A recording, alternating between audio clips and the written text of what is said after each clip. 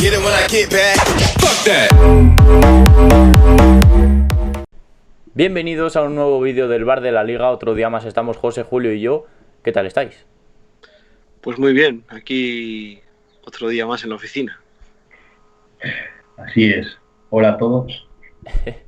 Bueno, hoy os traemos un vídeo muy especial porque el día 11, que es cuando estamos grabando esto, se han cumplido 10 años de que España es campeona del mundo, que es un hecho histórico y además con una generación de futbolistas que ha sido tremenda, porque hemos tenido tanto los que jugaron ese mundial como los que jugaron la Eurocopa del 2008 y la del 12, que son prácticamente los mismos jugadores y han hecho algo histórico en el fútbol, que es ganar en 4 años 3 trofeos de ese cariz, vamos a decir, que yo creo que es la primera vez que se hace en Europa, y en Sudamérica no sé yo si alguien habrá conseguido hacer 2 Copa América y un Mundial, pero creo que no.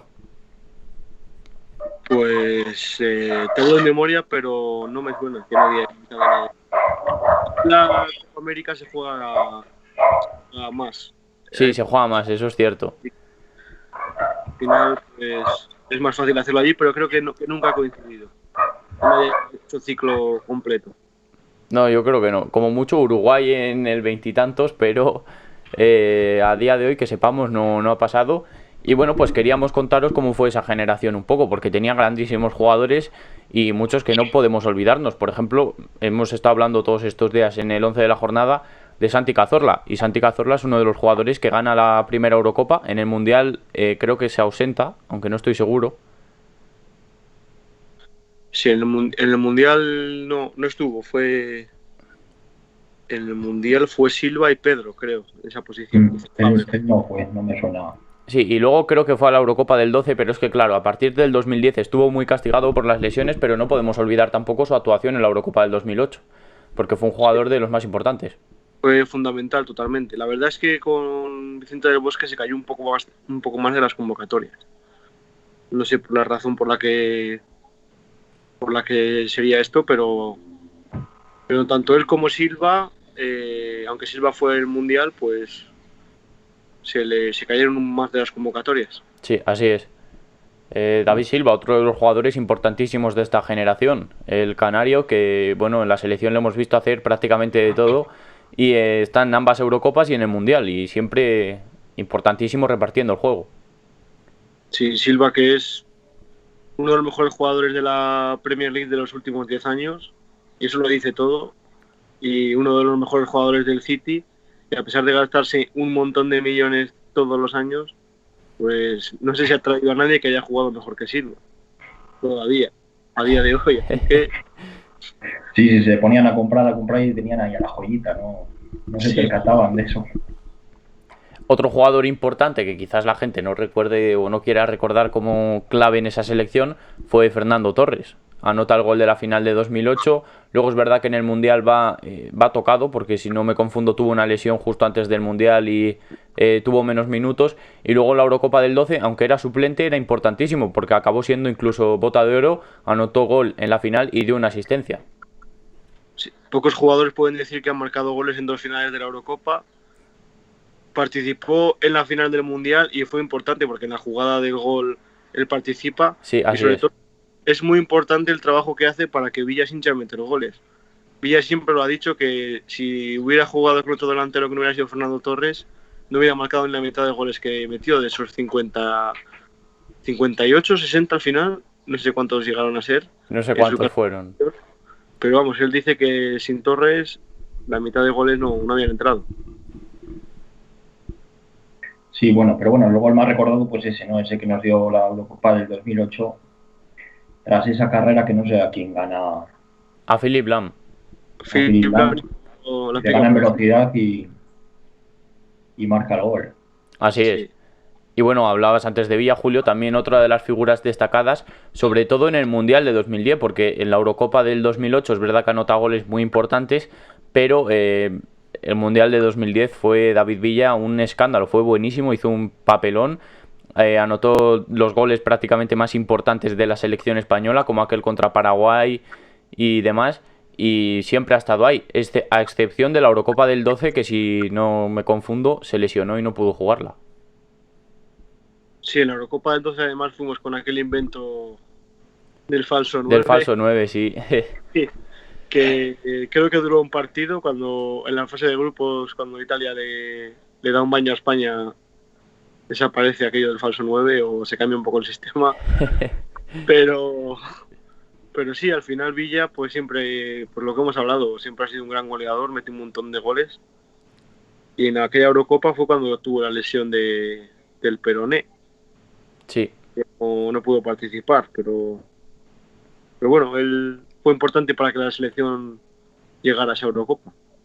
Así es, y para que llegara a ese nivel la selección española también. Sí.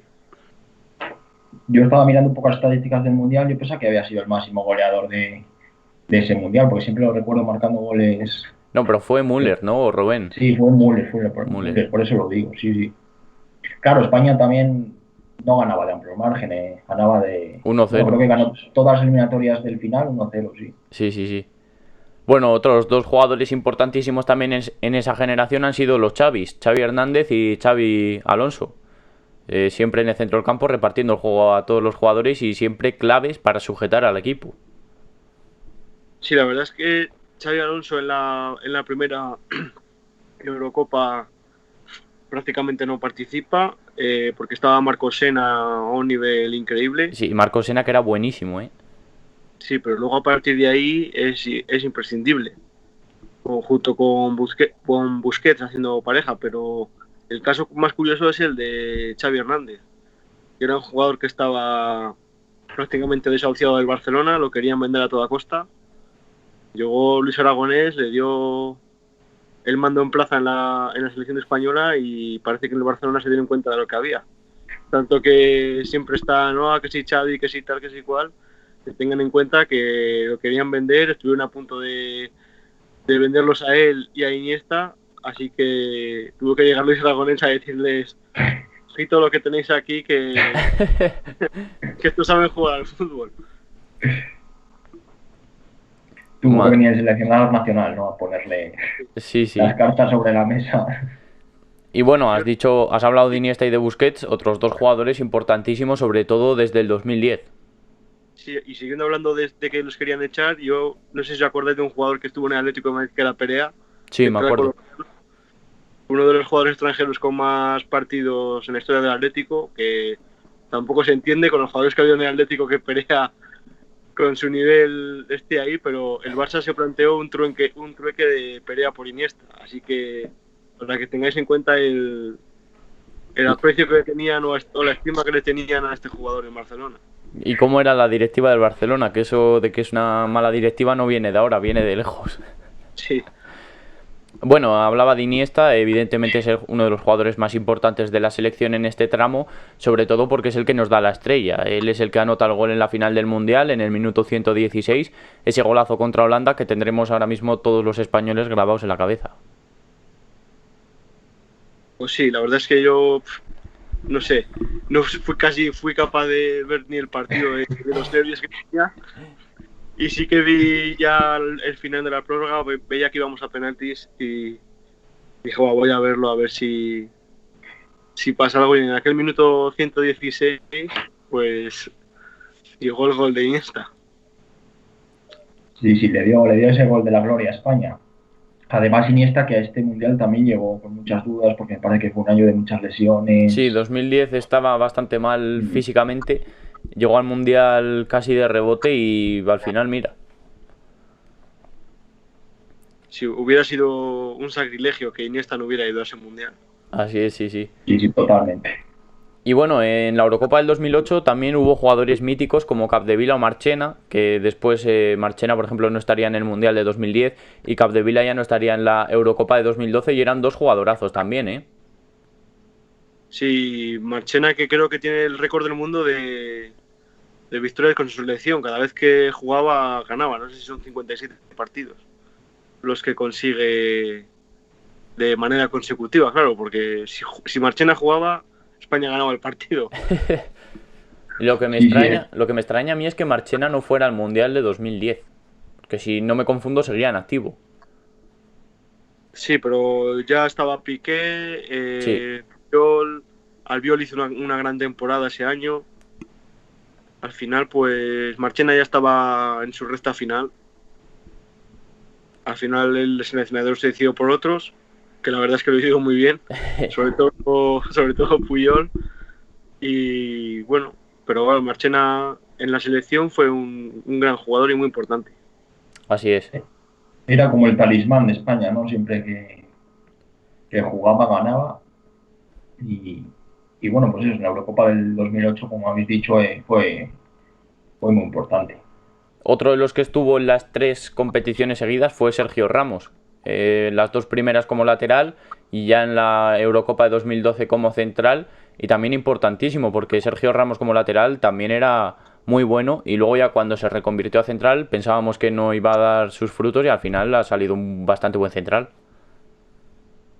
Sí, la verdad es que sobre todo de lateral en la primera Eurocopa fue muy importante, siendo muy importante en ataque sobre todo. Parece increíble, pero atacaba bastante. Vimos su evolución, ¿no? En estos años de la selección, como evoluciona de lateral a central. Así es. Y bueno, otro de los jugadores más importantes del que todavía no hemos hablado es Iker Casillas. Nos salvó en la final del Mundial haciendo esa parada con el pie a Robben, que ya muchos teníamos las manos en la cabeza cuando vimos a Robben llegar solo y tirar. Y la verdad es que hizo un paradón espectacular y siempre importantísimo en todas las competiciones. También hay que recordar la famosa tanda de penaltis contra Italia en la Eurocopa, porque al final Casillas es el que da el pase a la siguiente ronda. Sí, era la primera vez que España pasaba de cuartos en 50 años, que ganamos la tanda de penaltis también en un montón de años y como bien dices, sin aquella parada Robben, todo lo que vino detrás, pues no sabemos cómo hubiera sido. Si hubiera habido gol de Iniesta o hubiera habido otro gol de Van Persie, no sabemos. Casillas tuvo sus 3 actuaciones en las 3, bueno, en las 2 Eurocopas y el Mundial, ¿no? Que todos recordamos, porque en el 12 también hubo una tanda de penaltis Ante Portugal, contra sí. Portugal. Famoso Sí, sí. penalti a lo Panenka de Sergio Ramos. Sí, cuando ese fue el partido que fue Cristiano Ronaldo diciendo que qué injusticia, ¿no? Pero yo he vuelto a ver ese partido estos días del confinamiento que han estado repitiendo Eurocopas y Mundial y injusticia para nada. Portugal no planteó nada en ese partido y España le ganó en penaltis y podría haberle ganado durante el partido perfectamente. Y bueno, otros jugadores que quizás fueron no menos importantes, pero sí se les recuerda como menos importantes, Cesc Fábregas, que marcó el gol contra Italia, el penalti contra Italia, que nos dio ese pase a semis en la Eurocopa del 2008. El 8, sí. Luego Carlos Puyol también, importantísimo, sobre todo en las semifinales contra Alemania del Mundial. Marcos Sena, que hemos hablado antes de él. Dani Huiza, que también hizo un buen papel contra Rusia en la Eurocopa de 2008. Y al final ha habido siempre muy buenos jugadores en la selección. Por ejemplo, Jordi Alba también marcó un gol en la final de la Eurocopa. Que están un poco más apartados, pero que también tuvieron su importancia, ¿no? Sí, y sobre todo Puyol, que hay que reconocer que el nivel que tuvo España en la Eurocopa del 2008 no lo ha alcanzado nunca más. Pero si hubo un partido que se acercó fue ese partido de Alemania y estuvo 0-0 hasta el final, hasta que llegó Puyol con aquel cabezazo que parece increíble, que decía, no sé si era Casillas, que con lo grandes que eran los alemanes, lo grandes que parecían, ¿cómo iba a ser posible que Puyol les marcara ese gol de cabeza? Pues ahí lo tienen, se acordarán de él toda la vida. Creo que le dijo a Xavi, ponme bien el centro porque si no meto el balón meto a un alemán en la portería. Sí, entró ahí como un misil, vamos a rematar. Y bueno, cómo olvidarnos de los dos grandes artífices de que esto pasara, Luis Aragonés y Vicente del Bosque. El primero es el que da ese salto de calidad a la selección española, Luis Aragonés, porque en la Eurocopa del 8 España es otro equipo totalmente diferente a lo que veíamos de antes, dio el gran paso de dejar a Raúl fuera y confiar pues en Villa y Fernando Torres principalmente. Y luego Vicente del Bosque dio continuidad a eso, inventó el tiki-taka, vamos a decir. Bueno, España pasó a jugar más al tiki-taka y el salto de calidad que da España es tremendo. Sí, porque Luis Aragonés ya estuvo en el Mundial de Alemania. En el primer partido del Mundial, España contra Ucrania hace un partidazo.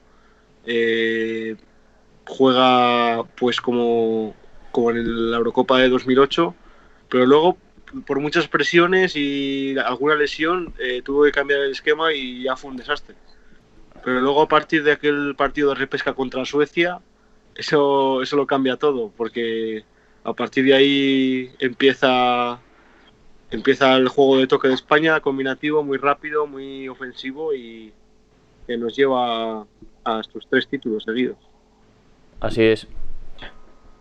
Menos mal que Vicente del Bosque siguió esa dinámica continuista y no cambió sistema de juego y esto, porque si no, igual la historia sería muy diferente.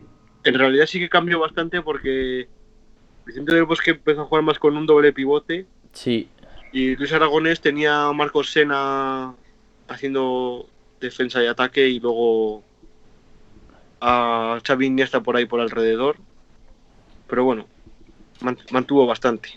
Y ya el último jugador, bueno, que no es jugador que voy a destacar, es el Pulpo Paul. En el Mundial de 2010 fue el que estuvo prediciendo que España iba a ganar todos los partidos y al final ganó todos. Menos el de Suiza, que creo que dijo que lo iba a perder además. Sí, el Pulpo Paul famoso. No podía faltar el Nostradamus, ¿no? De ese Mundial. Sí, totalmente. Ahí todos atentos a ver qué predecía antes de cada partido.